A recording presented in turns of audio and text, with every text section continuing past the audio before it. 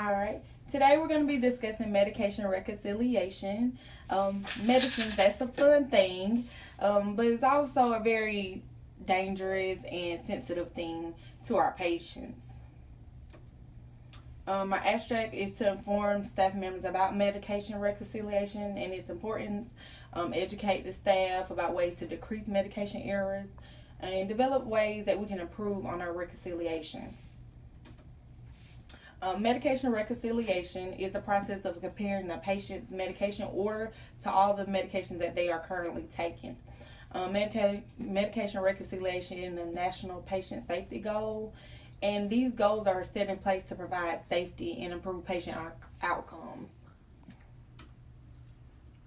Our objective is to provide education to the staff and to define systems used to help improve medication reconciliation.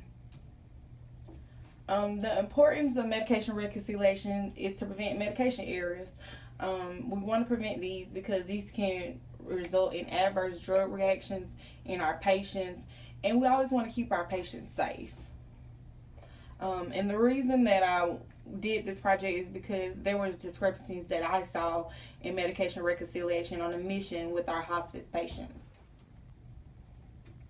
Who is responsible for the medication reconciliation? Let's say everyone that's involved with direct patient care, as far as the nurses, doctors, and pharmacists. The nurses, they are the one who gather the list from the patient, discuss the medications with them. The doctors, they usually review the medication list and they hold or add medications to the list during the patient's stay. And the pharmacists, they review and dispense medications. And a lot of times the pharmacists can let you know about interactions that can occur with certain medication uses. My PICO questions is, in critical ill patients, will the use of education in a timeout process reduce the number of medication discrepancies compared to the number of discrepancies that occur without these measures? Discharge timeout. You think in timeout, you think about surgery, because that's basically what it is. It's using that process of a timeout. We're going to stop everything that we're doing, and we're going to go over the medication list. And, we're going to decide, is this the right medicine? Is this the right patient? And just like you would do in the surgery in the OR suite. Basically, like I said, discharge timeout is stopping the discharge process and verifying that the medications are what they're going home with, and make sure that we're adding new medications that the doctor has ordered. It does involve 2 nurses to verify the list. And this I got from an article that they did a study in Pennsylvania in a Pennsylvania hospital, and it showed that 75% reduction in discharge medication discrepancies when this process was used. Pharmacy-led medication reconciliation. Basically what it means, the pharmacist will be the one who reviews the medication list and, lets the nurse and doctor know about any errors that they have saw. This actually came from an article also where a pharmacist came into a nursing home and he went over the list of 200 some patients and looked at all their medicines, and he was able to pick up on the medication discrepancies and get them handled before it caused any adverse drug reactions. Technology impact on medication errors. This is the era of technology. Everything we do with our phones, computers, the Wi-Fi, everything is technology. And of course, technology helps us in healthcare. And a lot of technology has been installed to help us prevent medication errors, but it does involve the nurses and the doctors to put in the accurate medications.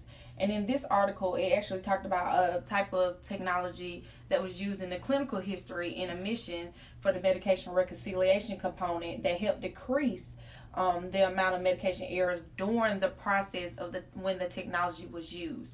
But after it was stopped, the medication errors increased. There's nothing permanent except change. That's very true. So we need change in every setting.